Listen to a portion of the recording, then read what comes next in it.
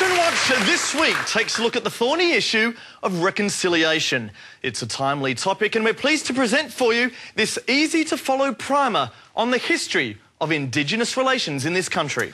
Aborigines have been in Australia for over 50,000 years, which is almost as long as this man's been Prime Minister. For centuries, they lived off the land, mastering the arts of fishing, hunting and hosting lifestyle programs.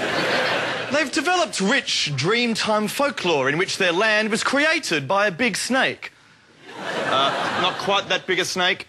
Thank you. And their Dreamtime tradition of telling stories and fables continues in court cases today.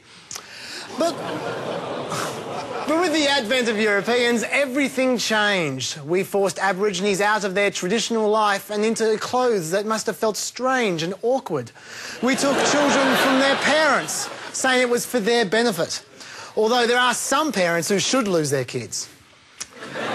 By the late 20th century, the winds were changing. Aborigines had reaped the benefits of voting rights, and a special body was established that specially focused on Aboriginal grievances. Aborigines soon became so popular that even white men were claiming to be one.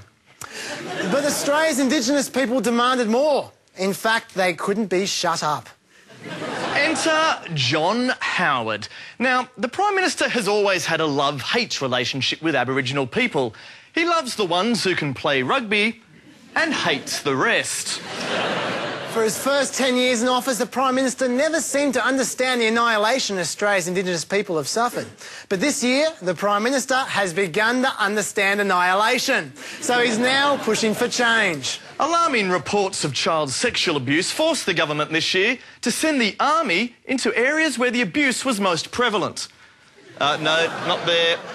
No, not there. There we go, thank you.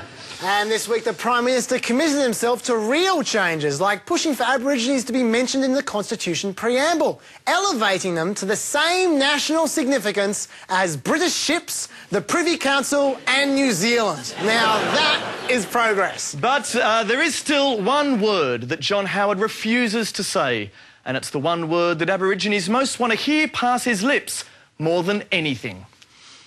That's Election Watch.